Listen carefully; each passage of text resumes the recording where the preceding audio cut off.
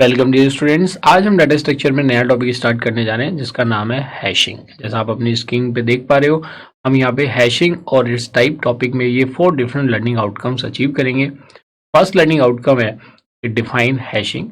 आप इस टॉपिक को कंप्लीट करने के बाद हैशिंग को अच्छे से डिफाइन कर पाओगे। सेकंड है आप एक्सप्लेन कर पाओगे various hashing functions used for the hashing purpose. List the characteristic of a good और ए परफेक्ट हैश फंक्शन, ये भी आप कर पाएंगे। And finally you will be able to discuss advantages and disadvantages of hashing over other searching techniques. तो देखिए यहाँ पे जो टर्म है हैशिंग, इसका एक डिस्कशन मैंने आपको तब भी किया था जब मैंने आपको सॉर्टिंग टेक्निक्स पढ़ाई थी। सॉर्टिंग से पहले मैंने आपको सर्चिंग पढ़ाई थी। बेसिकली सर्चिंग में मैंने आपको हैशिंग का कॉन्सेप्ट बताया था। तो hashing is also a one type of searching technique. इस केस में क्या होता है कि अगर आपके पास फॉर एग्जांपल एक ऑर्गेनाइजेशन है और ऑर्गेनाइजेशन में आपको वेरियस एम्प्लॉइज के रिकॉर्ड्स को स्टोर कराना है और उस रिकॉर्ड्स को स्टोर करने के बाद आप पर्टिकुलर किसी एक एम्प्लॉय के रिकॉर्ड को एक्सेस करना चाहते हो, तब हम वहां पे यूज करते हैं हैशिंग। क्यों यूज करते हैं, इसका क्या पर्पज है, वो हम इसी टॉपिक में डिस्कस करेंगे। अगर मैं इस टॉपिक के एग्जामिनेशन में वेटेज की बात करूं, इंपॉर्टेंट टॉपिक है एज यूजुअल, जैसे मैंने बाकी टॉपिक्स में आपको बताया है, और इससे रिलेटेड थ्योरेटिकल क्वेश्चंस एग्जाम में पूछे जाते हैं। कई केस में एक न्यूमेरिकल क्वेश्चन भी पूछ लिया जाता है based on the type of hashing technique जो आपने अप्लाई करी है, जिसमें आप देखेंगे डिवीजन रिमाइंडर मेथड है, फोल्डिंग मेथड है, मल्टीप्लिकेशन मेथड है। इन सारे मेथड्स को यूज करके हम यहाँ पे हैशिंग टेक्निक को अप्लाई करेंगे। बाकी जो आपके कैरेक्टरिस्टिक्स हैं या एडवांटेजेस एंड डिसएडवांटेजेस हैं, इनसे यूजुअली थ्योरेटिकल क्वेश्चंस पूछे जाते हैं, may be in the form of short answer और लॉन्ग आंसर। अगर मैं हैशिंग की एप्लीकेशंस की बात करूँ कि इसका कहाँ पे एप्लीकेशन है, तो देखिए जो डाटाबेस मैनेजमेंट सिस्टम आप सब्जेक्ट स्टडी करते हैं, वहाँ पे भी जो जहाँ स्टोरेज की बात आती है और स्टोरेज से उसकी हम सर्चिंग कर रहे हैं, डाटा को हम लुकअप कर रहे हैं, तो in that case we need hashing, क्योंकि ये हैशिंग टेक्निक एक fastest way of searching the record और एलिमेंट्स है। तो आइए स्टार्ट करते हैं with the concept of hashing.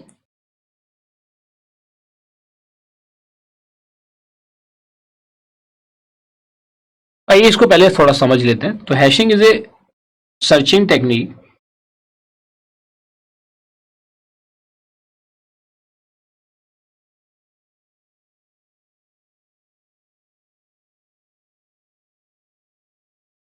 which is one of the fastest, or you can say one of the efficient technique, yeah, efficient searching technique. It is efficient one, or you can say efficient than other techniques, than other searching techniques.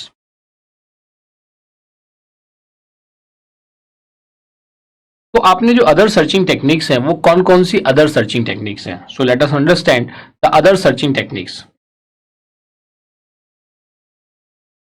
तो जिसमें आपने study करी थी previous searching techniques, अगर हम इसके थोड़ा सा बैक फ्लैश में जाएं तो previous searching techniques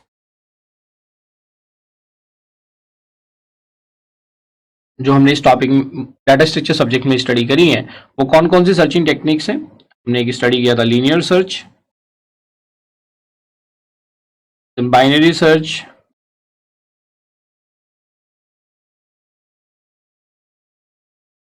then balanced search trees, balanced search trees, that is AVL search tree, AVL search tree। और जो आपने नेक्स्ट लास्ट में एक आपने डायरेक्ट एक्सेस मेथड के बारे में सुना होगा। There is a one technique that is known as direct access method. उसको हमने स्टडी नहीं किया, लेकिन उसके बारे में हम यहाँ पे डिस्कस करेंगे, या जितनी चीजें हमने स्टडी करें उनको भी देख के हम डिस्कस कर सकते हैं। इसको हमने स्टडी नहीं किया, इसके बारे में आपको थोड़ा सा यहाँ पे ब्रीफ करता हूँ कि डायरेक्ट एक्सेस मेथड कैसे वर्क करता है। अब इसके बाद अगर आप देखेंगे तो डायरेक्ट एक्सेस मेथड की जो लिमिटेशंस थी या ड्रॉबैक्स थी, उसको एलिमिनेट किया है किसने? Hashing technique. किसने एलिमिनेट किया है? Hashing technique. तो आपने देखा होगा लीनियर सर्च से ज्यादा एफिशिएंट बाइनरी सर्च थी, उससे ज्यादा balance search AVL search tree था, and then direct access method, और finally we are going to discuss the hashing technique. तो इसका मतलब क्या हुआ कि हैशिंग टेक्निक सबसे ज्यादा एफिशिएंट होगी, जो मैंने यहाँ पे अभी आपको रिप्रेजेंटेशन दी है। आइए अब इसको थोड़ा सा समझते हैं। समझने का मतलब क्या है कि सपोज करो देयर इज एन ऑर्गेनाइजेशन और उसके अंदर डिफरेंट एम्प्लॉइज हैं। देयर इज एन ऑर्गेनाइजेशन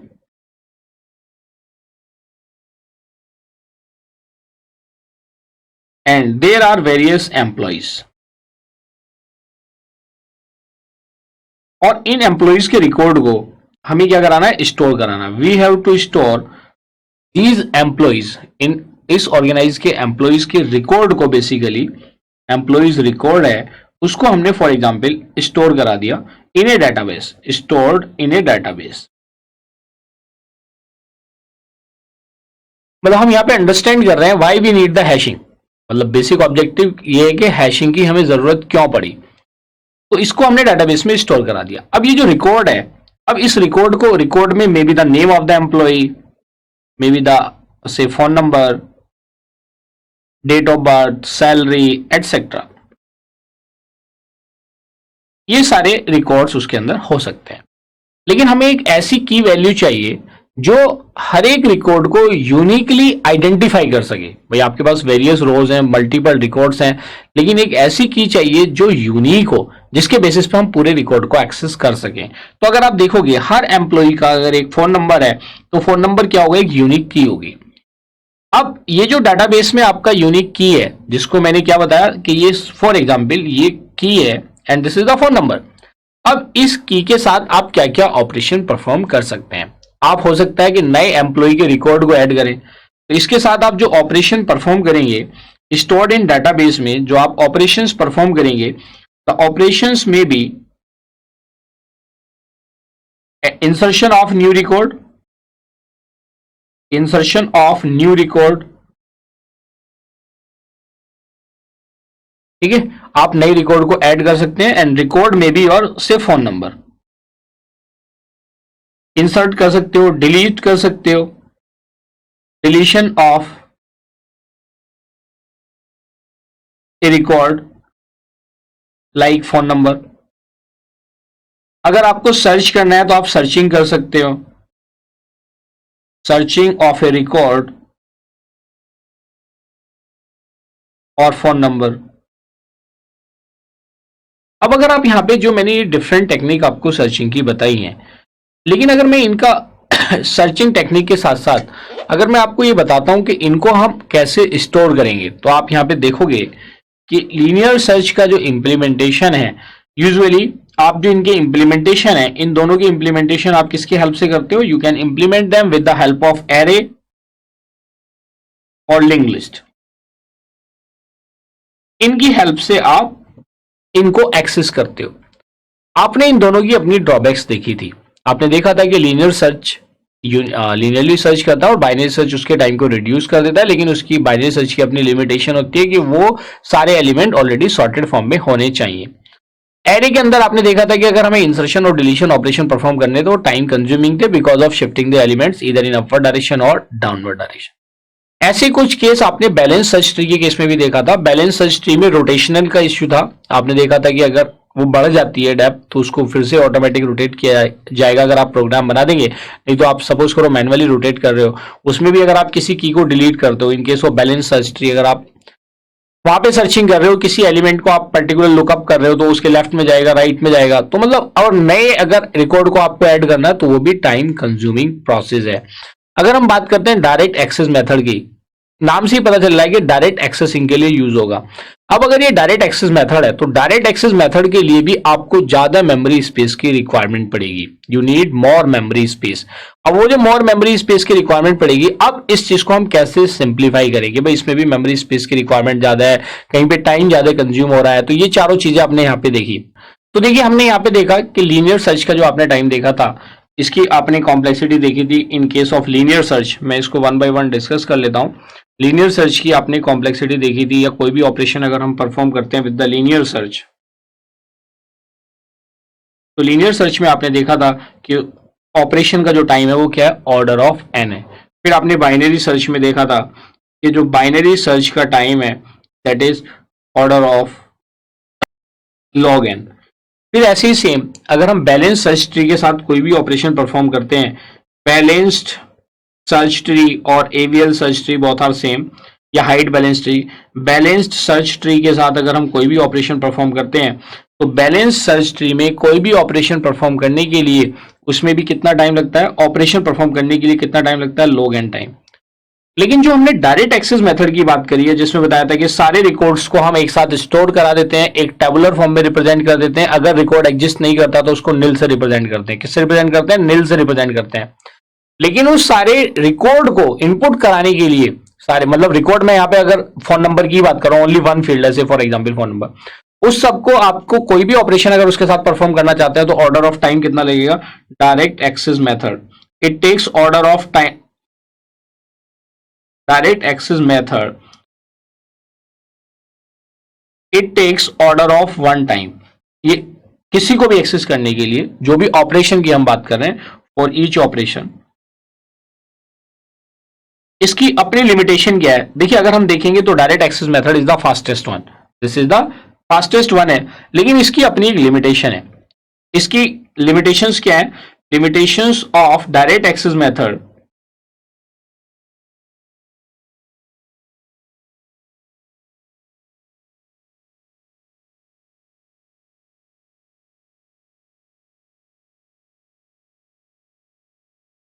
इसकी फर्स्ट लिमिटेशन है, द फर्स्ट लिमिटेशन क्या है कि it consumes more memory space.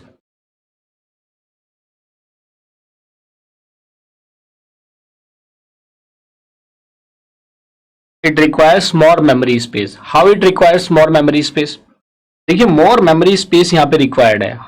कितना रिक्वायर्ड होगा? से m into 10 to the power n space is required. तो अगर ये स्पेस रिक्वायर्ड है तो this is the space complexity of direct access method, where n की अगर हम बात करें, जो n है, n is the number of digits, n is the number of digits, और जो m है, what is m? m is the pointer to each table. कितने पॉइंटर्स की रिक्वायरमेंट हो? So this is the space complexity. Second drawback क्या है? Second drawback ये है कि अगर इंटीजर इतना बड़ा हो जाएगा तो अगर आप उसको इंप्लीमेंट करना चाहते हो प्रोग्रामिंग लैंग्वेज में, तो उस इंटीजर को आप कैसे स्टोर कराओगे?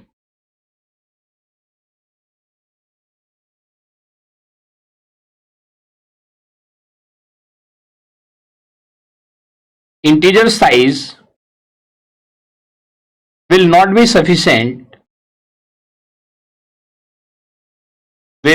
sufficient integer size will not be sufficient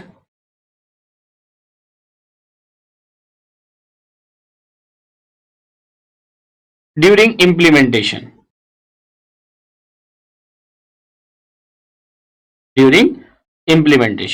क्योंकि आपने देखा कि इसकी स्पेस कॉम्प्लेक्सिटी क्या है, ज्यादा है। अगर आप सी में इंप्लीमेंटेशन कर रहे हैं तो कितना बाइट्स रिक्वायर्ड होती है? उसके लिए 2 बाइट्स आर रिक्वायर्ड। अगर इंटीजर टाइप का है, अगर हम टर्बो सी की बात कर रहे हैं तो उसमें आपने देखा था 2 बाइट्स की रिक्वायरमेंट होती है। 2 बाइट्स में मैक्सिमम 16 बिट्स आ सकते हैं, तो उसके लिए memory 2 to the power 16 at the most हो सकती है इन केस ऑफ पॉजिटिव। आप जिसमें आपने देखा था 0 टू 2 टू द पावर 15, जिसकी वैल्यू कितनी आती है? 65535। और अगर हम मोबाइल नंबर की बात करें तो वो 10 डिजिट्स में होता है, तो उसको हम कैसे स्टोर करेंगे? तो ये सारे कॉम्प्लिकेशंस थे with the direct access method. इस डायरेक्ट एक्सेस मेथड की जो ये लिमिटेशंस हमने यहाँ पे डिस्कस करी, इनको एलिमिनेट किया। These limitations of direct access method are eliminated by hashing. तो hashing is the fastest one. तो now we will discuss about hashing.